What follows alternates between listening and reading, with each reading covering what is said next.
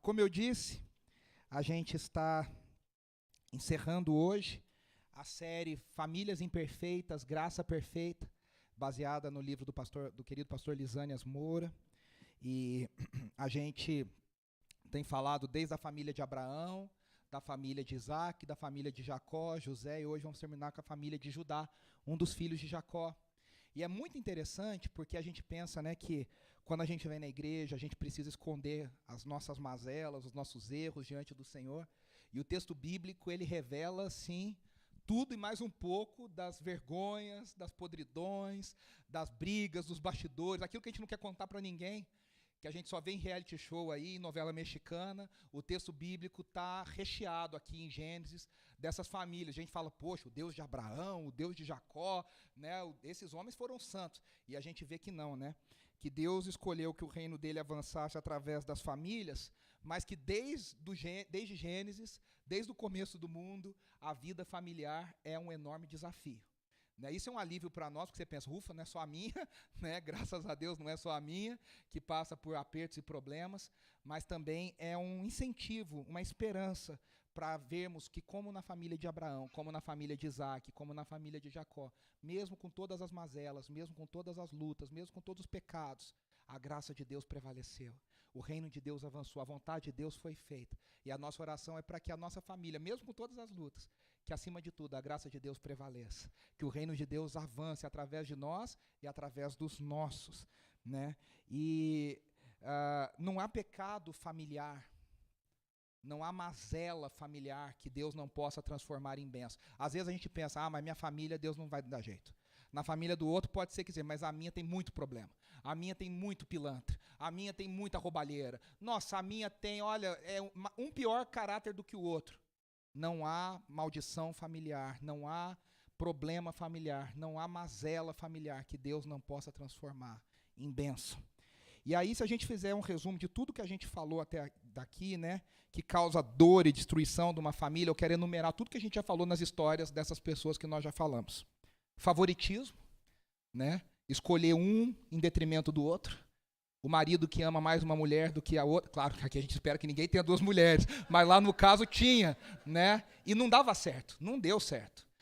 A mãe que escolhe um filho, o pai escolhe outro, isso gera um problema. O pai que gosta mais do outro filho, o filho se sente e cria um problema com os irmãos. Tudo isso está nessas histórias que a gente falou. Favoritismo nunca é bom. Mentira no seio familiar só causa destruição, só causa dor, só causa agonia. É um abismo chamando abismo. Não há lugar para mentira no seio familiar. Uma família abençoada não tem lugar para mentira. Por mais difícil que seja, a verdade precisa prevalecer. Para que haja cura, precisa haver verdade. Não existe cura onde a mentira reina. Não existe transformação onde a mentira ainda opera. A gente viu manipulação. A manipulação é outra coisa que destrói as famílias. A mãe que tenta fazer aquilo, pegar aquilo, fazer um plano, o irmão que tenta roubar o outro, a irmã que cria um plano para destruir a outra. Não há espaço para manipulação nas famílias que buscam servir a Deus. A gente viu que outra coisa que destrói as famílias é buscar amor e significado nos lugares errados. Por mais que a gente ame os nossos filhos, por mais que a gente ame nossas esposas e nossos maridos, a gente não pode colocar o amor que só Deus merece para qualquer um deles. Quando a gente ama os nossos maridos, nossas esposas, nossos filhos, nossos pais, mais do que a Deus, isso não dá certo. Isso não dá certo. É idolatria e a coisa não funciona.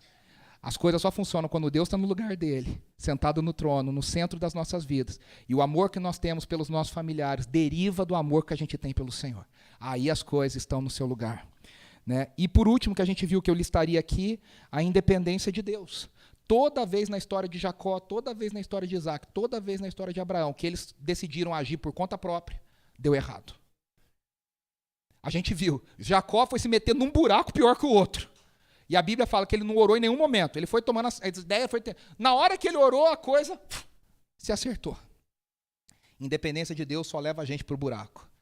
A gente, às vezes, acha que sabe muito, e na correria, e na tristeza, e às vezes no turbilhão emocional, a gente, infelizmente, não lembra de orar. A gente não lembra de colocar os nossos anseios, nossas mazelas diante do Senhor. E a independência de Deus causa destruição. do lar. E aí eu listei também o que causa a transformação na família, de tudo que a gente já falou. E aí tudo que a gente falou que a gente precisa ter no nosso dia a dia, para que as nossas famílias sejam transformadas. Perdão. Não há vida familiar transformada sem perdão. É um perdão todo dia, na verdade, né? É uma constância. Perdoar, perdoar, perdoar. Confissão de culpa. Dizer, olha, eu estou errado, eu pequei, eu falhei, eu errei, eu menti. Né? Não existe transformação sem uma confissão de culpa. A gente até falou na semana retrasada, né, que o Senhor pergunta para Jacó, na luta ali no Vale de Jaboque, qual é o teu nome? E o nome de Jacó era uma confissão de culpa, meu nome é enganador. Eu sou enganador. E aí Deus diz para ele, você foi enganador, a partir de agora você é príncipe de Israel, você é príncipe do Senhor. Né? Então não existe transformação sem confissão de culpa. É a confissão de culpa que é acompanhada de um verdadeiro arrependimento. Não adianta nada você falar, eu sou mentiroso mesmo, eu sou enganador, e não se transformar. Você tem que confessar e se arrepender. A gente falou sobre assumir a culpa e o fardo do outro. A vida familiar é assim, né? A gente toma o lugar do outro, a gente assume a culpa do outro. E a busca pela vontade de Deus em oração. E todas essas coisas listadas aqui, tanto as ruins quanto as boas, estão na história de Judá, que é a história que fecha essa série. E eu vou dizer uma coisa para vocês. A história de Judá, ela fica no capítulo 38 de Gênesis. A não ser que você esteja lendo a Bíblia naqueles planos de leitura, todo dia um capítulo, a gente pula a história de Judá. Por quê? Primeiro, é uma história muito desagradável. É uma história difícil e intragável de ler. Segundo, ela está no meio da história de José. A história de José começa no capítulo 37. Então, o que a gente faz? O que essa história está fazendo? Parece que erraram, o editor errou de colocar aquela história ali. Então, a gente pula para o 39 para continuar a história de José. O 38 parece um acidente, mas não é um acidente. Ele está ali por um motivo e por um motivo muito claro. O que o autor de Gênesis, Moisés e seus futuros editores queriam nos mostrar é um contraste entre a história de Judá, irmão de José, e a história de José. É para mostrar como era um que temia o Senhor e um que não temia o Senhor e como ele foi transformado pelo Senhor. Então é para ficar bem claro, dois contrastes, duas vidas completamente diferentes. Por isso que uma história está atrapalhando a outra, vamos dizer assim, no nosso modo de ver. Começa a história de José, de repente vem a história de Judá e continua para a história de José. E também por outra coisa, porque lá no final, quem estava aqui semana passada e nos ouviu, Judá vai ter um papel fundamental no final da história de José. Ele vai ter um papel fundamental. Então, o que a Bíblia quer nos dizer? Como esse cara foi transformado? A pergunta que fica para a gente é como é que esse Judá que fez tudo isso, lá no final da história de José, vai ser outra pessoa? Você fala, peraí, por que ele foi transformado? Quando ele foi transformado? Né? Então, quando a gente olha para a história de Judá, a gente vai ver que não existe maldição hereditária. A gente não crê em maldição hereditária, a gente não crê numa maldição que passa de pai para filho, mas a gente crê numa herança familiar maldita que passa um comportamento, uma mentalidade, um jeito de pensar que está entranhado nas famílias. E se a gente não tomar cuidado, se a gente não orar, se a gente intencionalmente não buscar se transformar, a gente vai repetir e repetir os erros dos nossos pais, dos nossos avós, e a gente fala dessa maldição para tirar a nossa culpa, né? Tem uma força oculta aqui que me fez fazer isso. Não. Muitas vezes é uma mentalidade que a gente precisa transformar. Então, quem foi Judá? Judá, o que a gente sabe dele até aqui, né? Quem está acompanhando a série já lembra, para quem não acompanhou, está tudo no Spotify, no YouTube, mas eu vou fazer um resumo. Judá foi o quarto filho de Jacó e Lia. Lia, a esposa que Jacó não amava. Mas Deus olhou para ela e deu filhos a ela. E ela teve 4 filhos em sequência. Os 3 primeiros, ela coloca nomes, e os nomes dos 3 filhos, na cultura hebraica, o nome era muito significativo. Ela dizia, agora o meu marido vai me amar. Agora ele vai se apegar a mim. O foco dela nos filhos era, cada filho vai comprar o amor do meu marido para mim. E Judá é o primeiro filho, é o quarto filho, mas é o primeiro filho dela, que ela coloca um nome que não tem a ver com o amor de Jacó por ela. Judá significa louvor. Por isso que nós cantamos, eu te louvarei, louvai o nome do Senhor. Judá significa louvor. E ela diz, louvado seja o Senhor que me concedeu esse filho, esse quarto filho. O foco dela muda. É a primeira vez que ela tira o foco do não amor do marido e coloca o foco na graça de Deus sobre ela. Ela poderia não ser amada, mas ela era abençoada por Deus e estava dando filhos a Jacó. Então, ele reflete essa mudança de foco de Lia. E ele teve um papel decisivo, a gente viu na semana passada, quando os irmãos decidem vender José. Os irmãos estão reunidos, Rúben não está, e eles falam, vamos matar José. E aí Rúben fala, não podemos matar José. E aí Judá se levanta e diz, então vamos vendê-lo como escravo para essa caravana que está passando. E a caravana ia para o Egito e levou José, como todos sabemos, para o Egito. Então Judá teve um papel muito decisivo. E ele teve um papel decisivo porque ele volta e ele conta para o pai, olha, José foi morto. Aqui está a roupa dele que o Senhor deu para ele, a túnica que o Senhor deu para ele, destroçada. Então ele vai e ele é o responsável por mentir diante da família, diante do pai, e dizer que José havia sido morto. E aí a gente pulou, né? Eu até brinquei e falei que é um This Is Us, né? Quem assistiu a série This Is Us, vai para o passado, vem para o presente, vai para o futuro, volta para o presente.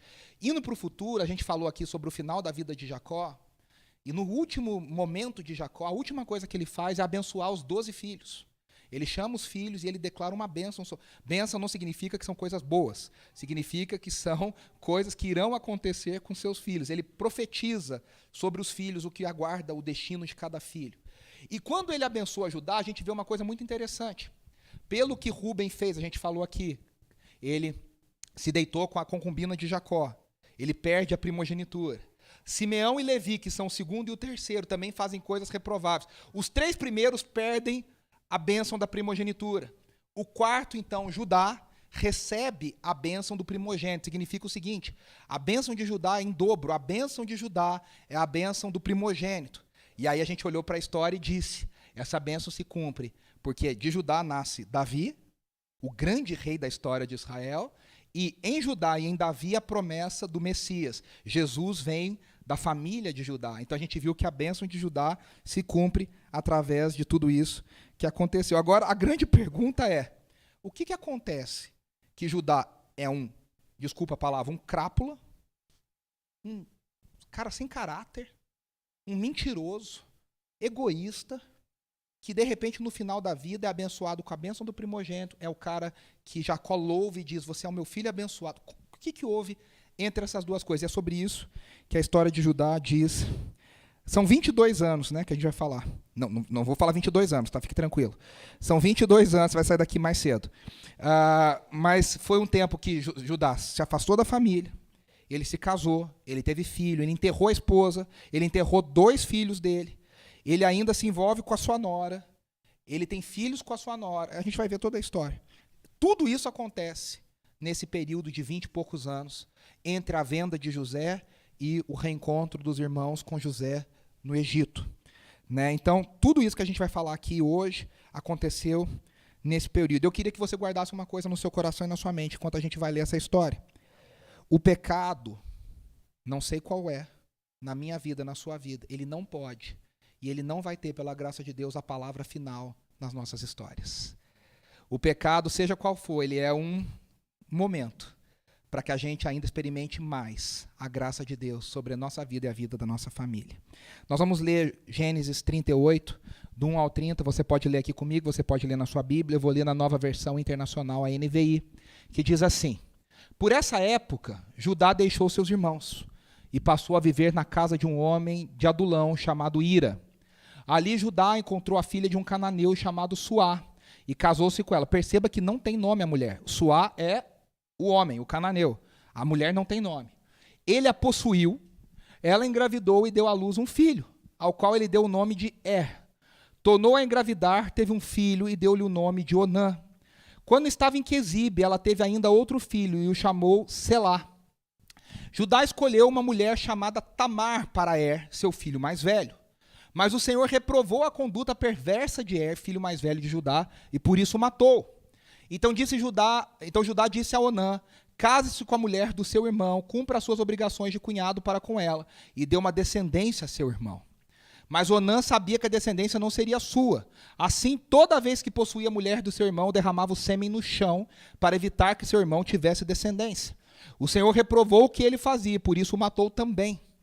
Disse então Judá a sua nora Tamar, more como viúva na casa de seu pai, até que o meu filho Selá cresça, porque temia que ele viesse a morrer como seus irmãos. Assim Tamar foi morar na casa do pai.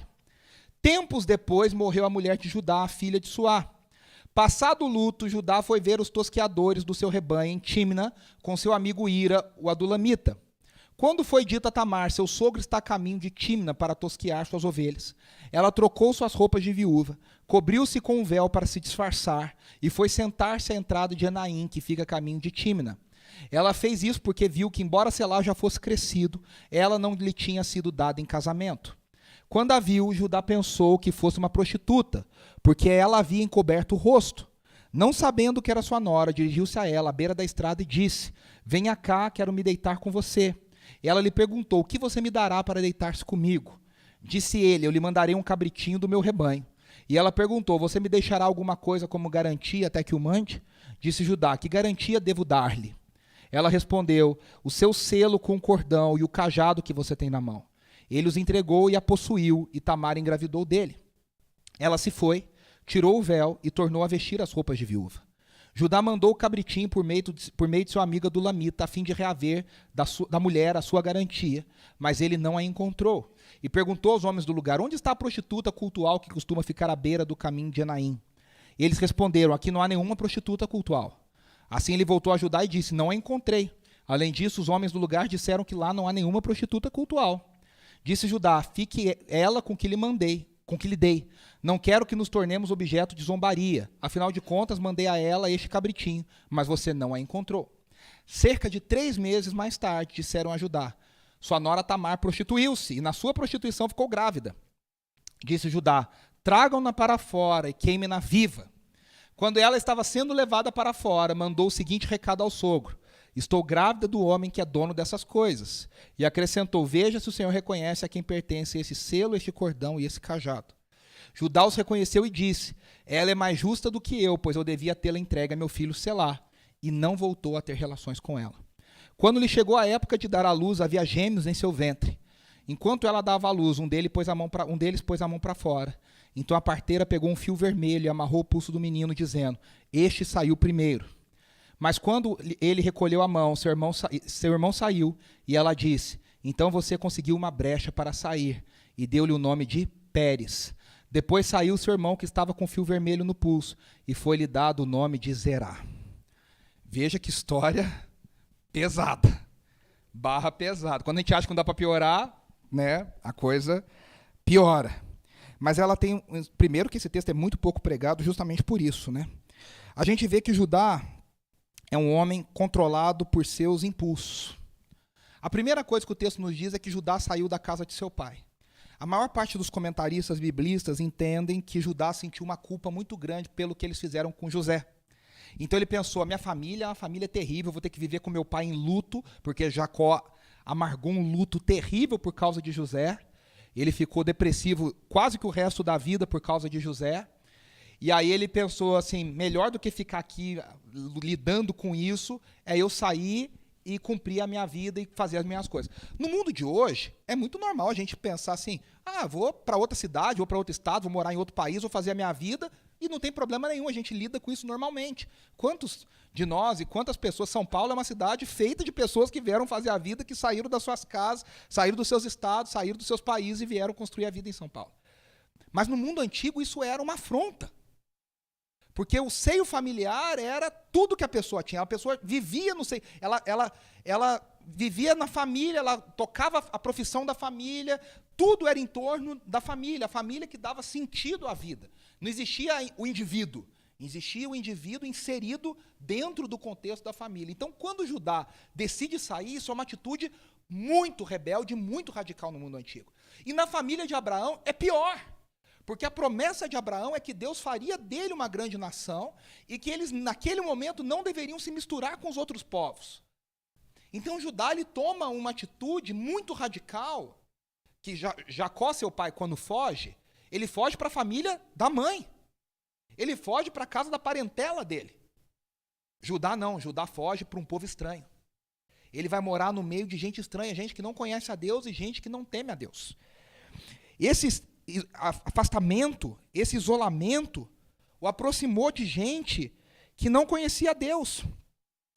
E ele quis, então, assumir o controle da sua vida. Veja, toda vez que a gente tenta ser autossuficiente, toda vez que a gente tenta ser independente de Deus, isso gera problemas para nós. Toda vez que a gente tenta dar passo, não, deixa que eu resolvo. O senhor pode estar muito ocupado, fica aí, deixa que eu dou conta disso aqui. A gente se mete em enrascada. A gente não pode viver assim. E ele desobedece o princípio da família. Ele se casa com uma mulher cananeia. E veja, a mulher... A história é a seguinte. A mulher é tão pouco importante na história que ela não tem nome. Porque aqui fica claro que Judá era um homem controlador, um homem impulsivo e um homem que era direcionado pelos seus apetites sexuais. E aí, essa mulher nem recebe nome. E aí Judá quebra a tradição da família. Veja, Abraão se preocupou com o casamento de Isaac. Rebeca ficou triste porque Esaú se casou com mulheres que não eram do povo de Deus. Jacó se casou com pessoas da sua família para preservar a promessa do Senhor. Era uma preocupação. Judá quebra isso. E ele se casa com uma mulher cananeia. Isso significa o quê? Que ela vinha de tradição diferente, ela tinha costumes diferentes, ela tinha deuses diferentes, ela tinha uma cultura diferente. E isso foi trazido para dentro de casa. É aquilo que a gente chama, Paulo chama de julgo desigual. Quando duas pessoas se unem e elas têm valores diferentes. Cá entre nós, hein? Só entre nós, assim. Hoje, nem assim, ela é crente. Não serve, tá? Às vezes tem crente que é crente, assim, tá na igreja, mas o julgo é desigual da mesma forma, porque a pessoa é um crente bem meia boca. O que a gente está falando aqui não é se a pessoa vai na igreja. A gente está falando de ter os mesmos valores, de ser educado no mesmo evangelho, de servir o mesmo Deus. E aí Judá, então, traz para si esse peso. Ah, mas o que acontece? Acontece que você vai ter que lidar com esse peso, com essa responsabilidade. Você quis, agora aguenta. Você procurou, agora vai até o fim. E aí, a narrativa destaca esse apetite sexual descontrolado de Judá. Porque o versículo 2 não fala. O termo bíblico é ele a conheceu. Que a gente fala até que é o conhecer bíblico, né? Que é ter relações sexuais com a mulher e com o marido. Mas o texto é tão visceral que diz ele a possuiu. Para dizer, ela era um objeto sexual, porque ele foi atraído, olhou, pumba, acabou. E desse casamento, Judá teve 3 filhos, Onã e Selá. A Bíblia dá a entender que esses filhos também não eram tudo bonagente, eles eram da pá virada. Porque é a primeira vez no texto bíblico que Deus faz alguém morrer por não temê-lo. A Bíblia, aqui não fica claro, os estudiosos entendem que não é que Deus talvez tenha o matado diretamente, mas o que o texto está dizendo é que Deus permitiu que eles morressem. E aí o primeiro filho morreu porque era um homem ruim, um homem não temente ao Senhor. O segundo filho morreu porque desobedeceu e desonrou a Deus. E dá a entender que o terceiro também não é lá grande coisa. Então, um homem desajustado casa num lar de uma mulher não temente a Deus e cria filhos não tementes ao Senhor. Complicados. Gente da pior qualidade. E aí o que acontece? Tamar foi escolhida. Tamar também era uma mulher cananeia. Uma mulher que não era do povo de Deus. Ela foi escolhida por Judá para casar com seu filho o seu filho, o primogênito. Ele desonra a Deus e morre. Havia uma lei chamada naquela época, chamada de levirato, que depois, inclusive, é colocada na lei do povo de Israel. O que significa isso? Significa o seguinte: se um homem morre sem deixar filhos e deixa só a viúva, o próximo irmão deveria se casar com essa mulher e dar filhos a ela. Qual que é o cuidado? Qual que é a lógica por trás disso aqui? A viúva era uma pessoa muito vulnerável na sociedade antiga, porque todo o dinheiro estava na mão dos homens. Então, a preocupação de Deus e da lei do povo de Deus era que a viúva ela tivesse sustento. Então, a ideia é que se ela tivesse filho, o filho iria cuidar dela até o final da vida. Então, a ideia é, se ela morreu sem filhos, o irmão deveria assumir o lugar do outro irmão. Veja como a obrigação familiar está muito acima dos desejos pessoais. Um irmão deveria se casar com ela e dar filhos a ela, só que os filhos, aqui que está o negócio, não seriam considerados do irmão que ficou vivo, mas seriam considerados do irmão que morreu. E aí você já entendeu, se o irmão que morreu era o mais velho, a herança não fica para o segundo, fica para o filho que nasceu do outro irmão. Então o que aconteceu com Onã? Onã pensou o seguinte: se eu der um filho para essa mulher, eu vou perder a minha herança. Porque a herança que ficou para mim vai para o filho dela. Porque ele é como se fosse o meu irmão. Ele ficou no lugar do meu irmão.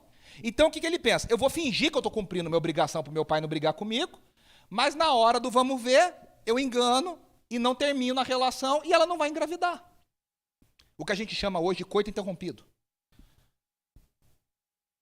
Ele faz isso, só que ele, ao fazer isso, ele está desonrando a Deus. Por quê? Porque ele está desonrando uma estrutura familiar que Deus criou para cuidar das pessoas vulneráveis, no caso, as viúvas. E ele está sendo movido por egoísmo. E Deus não tolera e ele morre também. E aí o texto bíblico é bem dúbio aqui, mas ele dá algumas dicas, se você prestou atenção e concordar comigo. Dá a entender duas coisas. Primeiro, que Selá era muito novo, então ele não podia se casar, ele tinha que esperar crescer para se casar, primeira coisa. Mas dá a entender que tinha algo mais. Dá a entender que Judá quase que transfere a culpa para Tamar, para falar, essa aí é uma viúva negra. Essa aí, quem casa com ela, morre. Eu não vou dar o meu terceiro filho para ela morrer, para ele morrer também. Então, o que Judá faz? Volta. E aqui Judá desonra muito Tamar. Porque Tamar, a partir do momento que ela casa, ela não é mais dos pais dela, ela é da família de Judá. Ela deveria falar, você vai ficar na minha família, mas você não vai se casar com meu filho por enquanto, até que ele tenha idade para te desposar. Só que ele faz uma coisa errada, ele faz uma coisa completamente contrária. Ele devolve ela para os pais. E fala, fica na casa dos teus pais. Imagina a vergonha. A menina já não teve filho, a menina já não conseguiu gerar filhos, a menina teve 2 maridos e ela não gerou filhos e agora ela é devolvida para a casa dos pais. E aí o pior, Judá se esquece dela. Porque a Bíblia diz que Selá chega na idade que deveria e ele não cumpre o que deveria cumprir. Veja que Tamar, ela vai fazer coisas erradas, mas ela tem um princípio de certa honra. Porque ela se guarda e ela honra a família do marido, mesmo a família do marido não a honrando. Ela continua viúva, ela continua guardando a viuvez. Só que Judá, aí ele fica viúvo. A mulher que não tem nome, morreu. E aí diz que pouco tempo depois ele foi para uma festa. A balada da época, que era tosquiar as ovelhas. Ali se reuniam, né, era um festival, vamos dizer um festival, uma rave nos dias de hoje. Era um festival que celebrava essa estação onde as ovelhas eram tosquiadas, só que as pessoas se reuniam e faziam rituais, inclusive com as prostitutas cultuais, pedindo a fertilidade sobre as famílias e sobre os rebanhos. Então era uma festa que tinha orgia, que tinha bebidas, e que tinham essas prostitutas cultuais que... O que se entendia? Quando um homem se deitava com uma prostituta cultual, ele estava tendo relações com os deuses. Então os deuses os abençoavam. E aí a Tamar ouviu dizer, teu sogro está vindo participar da festa. Ela faz o quê? Ela tira as roupas de viúva, ela coloca um véu como prostituta e ela fica no caminho esperando ele. Ela cria um plano. O plano é errado? O plano é errado. O plano é pecado? O plano é pecado. Ela deveria ter feito isso? Não deveria. Tem gente que fala assim, mas está na Bíblia. Não é porque está na Bíblia que a gente pode fazer. Tem gente que fala assim, não, mas está na Bíblia. Na Bíblia tem palavra de Satanás também. A gente tem que entender o que está na Bíblia. O pessoal, quando é na área de louvor, fala assim, tem que cantar a Bíblia. Então, mas tem coisa na Bíblia que é Satanás que falou. A gente vai cantar o que Satanás falou? Tem que tomar cuidado. Né? Não é porque está na Bíblia que a gente deve fazer. A Bíblia é clara em dizer, a mentira sempre é mentira. O pecado é sempre pecado. Só que a gente entende o que está por trás da cabeça de Tamar. Ela está desamparada. E ela vai para as últimas consequências. E veja, só para lembrar, Tamar não é do povo de Deus. Tamar não foi criada com os princípios do reino de Deus. Quem tinha que ter a responsabilidade era a família de Judá. Ela era uma pessoa que não conhecia Deus. Então ela falou, quer saber, eu vou criar esse plano. Se fantasiou, se disfarçou. E ela sabia que o sogro era uma pessoa cheia dos impulsos. Quando ele olha para ela, ele decide que ele quer se deitar com ela. Só que ela tem um plano. E ela diz, o que você vai me dar como garantia para que eu vou receber esse cabritinho? E ela pede o cordão, e o cordão tem um anel. E nesse anel tem um selo, um desenho, né, ali, um relevo, que era como eles assinavam os documentos no mundo antigo. Se colocava a cera quente e eles colocavam um anel e selava aquele documento, ele botava a sua marca naquele documento. Então ele dá um cordão que é quase que uma digital, é uma assinatura. Ele está dando ali uma coisa muito importante para ele. E ele dá um cajado, e o cajado significa autoridade. Toda vez que se fala de cajado, se fala de autoridade. No mínimo do instrumento de trabalho dele, porque ele era um pastor de ovelhas, muito provavelmente. E ele entrega para ela. E aí vocês viram um plano. Quando ele manda entregar o cabrito, ninguém viu, ninguém sabe. Quando ele escuta dizer, a barriga dela já está crescendo. Qual que é o zum, zum, zum acontecendo? Olha, a sua nora está desonrando a família de vocês. Ela está grávida, ela se comportou como uma prostituta. Agora veja que coisa louca. Ele que era uma pessoa de comportamento completamente reprovável, o que ele faz? Manda queimá-la. Aqui tem uma outra coisa. O castigo normal para as pessoas que eram pegas em adultério não é que é mais fácil, mas era um apedrejamento. Mas ele é tão radical que ele manda botar ela na fogueira e queimar. Aqui fica uma dica para nós, hein?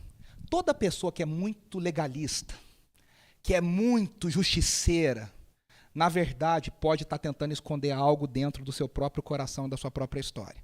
Eu sempre penso isso, a Bíblia parece dizer isso. E eu conheço histórias reais de gente assim. Quando a pessoa é muito visceral, ela é muito vingativa, ela exige... Sabe aquela pessoa que você não pode errar com ela, que ela te culpa, ela te aponta o dedo, ela vai falar, olha, você vai pagar por isso. É porque, na verdade, ela está escondendo algo dentro dela. E aí ela culpa o outro para esconder a culpa dela. Ela pede vingança para o outro, mas não olha para a própria injustiça. Ela olha para a mazela do outro, mas é incapaz de reconhecer o erro dela. Jesus fala sobre isso, né, quando ele diz, antes de você tirar o cisco do olho do irmão, tira a trave que está no teu olho. Eu sempre costumo dizer que eu imagino, quando Jesus fala isso, que os erros são iguais. O problema é a perspectiva. Quando eu olho no outro, é um cisquinho. Quando está aqui na minha frente, é uma trave no meu olho. Só que a gente consegue desviar do que está bem no meio da nossa visão, dar a volta com o olho assim e olhar o cisquinho do olho do outro. A gente ignora as nossas próprias mazelas. A gente ignora o nosso próprio pecado. A gente ignora a nossa própria culpa. E a gente fica pedindo justiça pelo outro. A gente fica pedindo justiça para o outro. Bota na fogueira, queima. Fulano está grávida, manda queimar. Quantas casas a gente já viu assim, gente? A moça engravidou sem casar, e aí todo mundo da igreja, olha que vergonha, exclui, bota para fora. Quantas pessoas, fulano foi pego em pecado, exclui da igreja, bota para fora. Todo mundo santarrão, todo mundo santo querendo acusar, escondendo as suas próprias mazelas. Judá foi o primeiro a falar, manda queimar, que nem Davi, né? Quem foi o homem que fez isso? Manda matar. E o profeta Natan fala para Davi, você é o homem. E aí Davi, como diz o Chaves, com as suas orelhas abaixadas, o rabinho entre as pernas, fica quietinho. Você foi abençoado com Chaves nessa tarde. E aí, quando ela fala assim, e é tão interessante que aqui Tamar tinha o poder na mão dela. Ela poderia pegar, ele quer me queimar? Se fosse novela mexicana, né? Ele quer me queimar? Então olha o que eu tenho aqui. Aí, segunda-feira continua, né? E a gente fica, meu Deus, o que vai acontecer? Ela é tão diferente que ela não expõe Judá. Ela fala, olha, o dono dessas coisas aqui é que, na verdade, tem que explicar a situação. Ela dá a chance para ele, você vai se assumir ou não. E ele, como homem naquela sociedade, ele poderia, aqui que é a grande chave, aqui é o momento de transformação de Judá. Quando ele vê toda essa situação, ele tem uma escolha muito clara diante dele. Ele poderia fingir que não sabe do que está acontecendo, o que está falando. Ele poderia falar, essa mulher está louca, além de prostituta, é louca. Vamos queimar mais rápido. Mas aqui, nesse momento, ele admite a sua culpa. E ele fala, ela é mais justa do que eu. Claro, veja, nenhum dos dois fez coisa certa. Mas entre os dois errados, ela é mais justa do que ele. Ela está menos errada, se a gente pode dizer assim, do que ele. E aí ele reconhece a sua culpa. E a gente vê que, mais uma vez, né, o contraste com José, que a gente falou na semana passada, José é perseguido diariamente pela mulher de Potifar para se deitar com ela, e ele resiste bravamente. Então aqui o autor está colocando duas situações bem claras. Um irmão que é controlado pelos impulsos sexuais e um irmão que é controlado pelo temor ao Senhor. E aí hoje, né, até anotei aqui, antes da gente continuar a falar sobre a mudança de Judá. Deixa eu só ver o horário aqui. Isso. Hoje, a gente vive num mundo, por exemplo, que a pornografia tem causado cada vez mais destruição. A internet, as redes sociais, trouxeram a pornografia para um nível nunca antes visto na história humana. Nunca antes conhecido na história humana. A facilidade, o acesso, o tipo de conteúdo, a produção de conteúdo é assustador. Tanto que há muitas pesquisas, se você puser no Google e for olhar, há pesquisas de não cristãos, de universidade, de psicólogos, de terapeutas, de sociólogos, de antropólogos, não cristãos, preocupados com os efeitos que a pornografia e essa hipersexualização da nossa sociedade promove em adolescentes, em crianças e em adultos. Eu trouxe algumas coisas. Olha, os estudos revelam que mais de 20 milhões de pessoas buscam por conteúdo pornográfico e majoritariamente são homens abaixo dos 35 anos. Uma pesquisa mostrou que em 304 vídeos analisados, vídeos pornográficos, 88% possuíam violência e agressão física ou verbal. Aí teve um estudo feito por acadêmicos de Princeton, olha as universidades, Oxford e Stanford e outras universidades, que mostra que além da esfera individual, moral, a pornografia tem um custo social e coletivo. Ela prejudica indivíduos, e ao prejudicar indivíduos, ela prejudica o trabalhador, ela prejudica o patrão, ela prejudica o colega, ela vai minando a sociedade. E eles colocam assim, alguns malefícios da pornografia. Lembre-se, não é um estudo cristão. Eles dizem assim, olha, há um alerta para a diferença qualitativa e quantitativa de pornografia trazida pelas redes sociais e pela internet. Eles estão dizendo o seguinte, nunca antes houve tanta pornografia e de uma forma tão agressiva quanto nos dias atuais. Primeira coisa. Eles dizem, essa rede financia uma outra rede de abuso e inclusive com tráfico de crianças e de adolescentes e de mulheres. Existem pessoas sérias, a gente conhece até uma irmã missionária que trabalha com isso. Quantas pessoas são traficadas, sequestradas, tiradas das suas famílias. Sabe, a pessoa desapareceu nunca mais. Essa pessoa foi mandada para o outro lado do mundo para servir numa rede de prostituição ligada à indústria da pornografia. Essa é outra coisa. Aí eles dizem, alguns malefícios. Perda de autocontrole. A pessoa perde o autocontrole. Ela se torna uma viciada, uma adicta. Eles dizem, o consumo de pornografia 2 a 3 vezes por semana já se configura como dependência. E é considerado um distúrbio psicológico que desregula todo o sistema de recompensa do cérebro. Entre os malefícios, impessoalidade nas relações, falta de afeto, dificuldade em manter relacionamentos duradouros, afeta o desempenho sexual com parceiros reais, para os homens principalmente com disfunção erétil e problemas de autoestima. A longo prazo, o consumo de pornografia pode gerar depressão, ansiedade, estresse, perda de memória, TDAH e transtorno obsessivo compulsivo, o TOC. Veja, nós vivemos uma sociedade que coloca num pedestal a hipersexualidade. O saudável é viver uma hipersexualidade a qualquer custo, em qualquer lugar. E a história de Judá foi escrita há 5.000 anos atrás, ou mais, para nos lembrar que uma pessoa que é controlada pelos seus impulsos, ela caminha diretamente para a destruição. O modelo não é Judá, o modelo é José. O modelo para nós é José. E aí, fala mais. Fala que o relacionamento sexual foi planejado por Deus para ser realizado dentro da aliança do casamento. E aqui eu quero ler o pastor Lisânias num parágrafo que eu achei muito bonito que ele escreveu. Ele diz assim, o contexto da relação sexual planejada por Deus implica uma experiência em que o casal se desnuda perante o outro, sem medo de ser rejeitado, e certo de que o amor é mútuo, não baseado na performance do outro, mas no compromisso de dar ao outro o melhor de si, em todos os aspectos, incondicionalmente. Isso só acontece quando os dois, marido e esposa, pensam do mesmo modo. Quando Judá diz, quero me deitar com você, ele não tinha em mente dar o melhor de si para Tamar, pois ela nem era sua esposa. Ele tinha em mente apenas o prazer, o que contraria totalmente o conceito de Deus de uma relação a dois, sexual a dois. entre um homem e uma mulher comprometidos em acolher o outro. E veja, quando Judá se deita, engravida a nora, e agora ele é desnudado diante de todo mundo, ele tinha essa escolha que ele poderia fazer e ele decide assumir a sua culpa. E quando ele assume a sua culpa, ele experimenta uma graça de Deus que altera a trajetória de Judá. Primeira coisa que a gente sabe, que ele realmente experimentou uma transformação. Ele nunca mais se deitou com ela. Ela engravidou dele. Ela não era casada, ele poderia falar, quer saber, agora eu vou casar com ela e vou viver com ela. Mas ele assumiu tanto o seu erro que ele sustenta Tamar, ela passa a viver na sua família, mas ele nunca mais se deita com ela. O Bruce Walter, que grande estudioso do Antigo Testamento, diz: a confissão de Judá do seu erro com Tamar ocorre mais ou menos no tempo em que todos os irmãos confessam seu erro contra José. É provável que a confissão de Judá concernente a Tamar o prepare para outra. E aí sim, daqui para frente a história de Judá passa a ser outra. Ele passa a ser uma outra pessoa, ele passa por uma transformação no seu caráter, na sua história, no seu jeito de enxergar as coisas.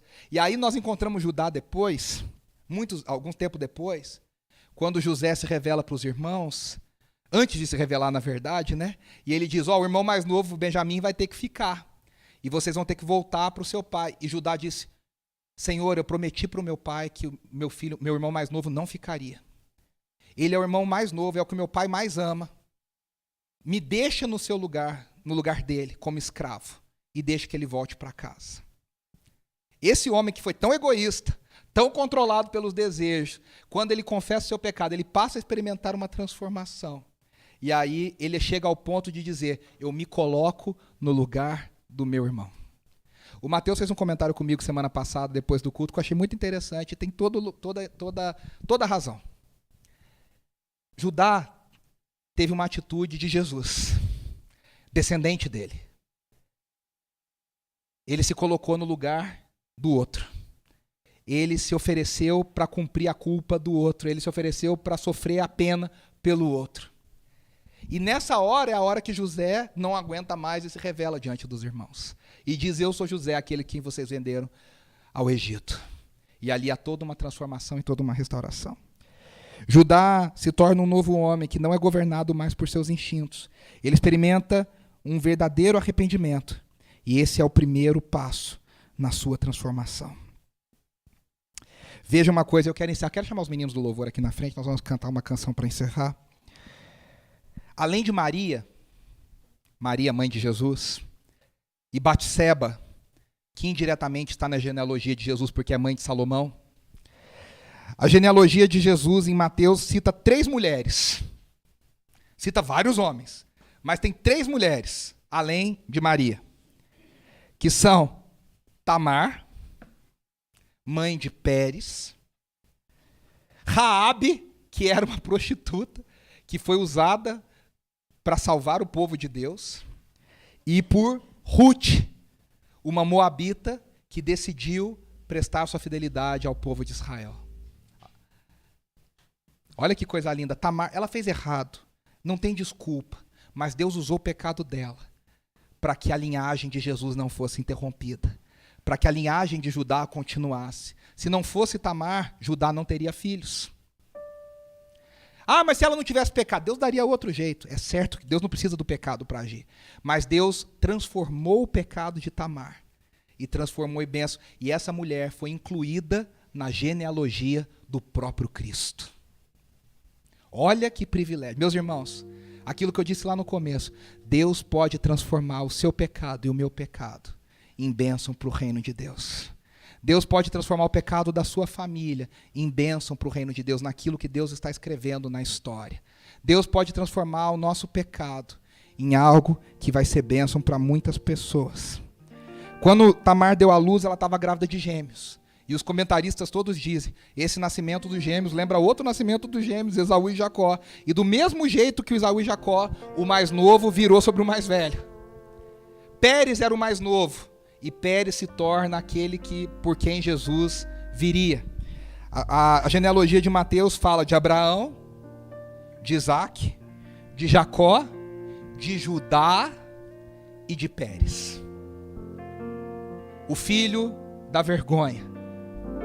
O filho que não era do casamento ideal, se torna pela graça de Deus um dos antepassados do Messias, um dos antepassados de Davi. A gente não precisa ter uma genealogia real só de pessoas maravilhosas. A gente precisa ter gente que é arrependida e quer depender da graça de Deus. Nós vamos cantar essa canção e eu queria que você abaixasse a sua cabeça e fechasse os seus olhos e pedisse a bênção do Senhor sobre a sua casa, mais uma vez a bênção do Senhor sobre a sua família, mais uma vez a transformação da vergonha em graça, em alegria, em esperança, mais uma vez a maldição transformada em bênção, mais uma vez que a graça do Senhor prevaleça sobre a nossa casa, que a graça do Senhor prevaleça sobre as nossas famílias, que a graça do Senhor prevaleça sobre os nossos casamentos, que a graça do Senhor prevaleça sobre nós em todo o tempo.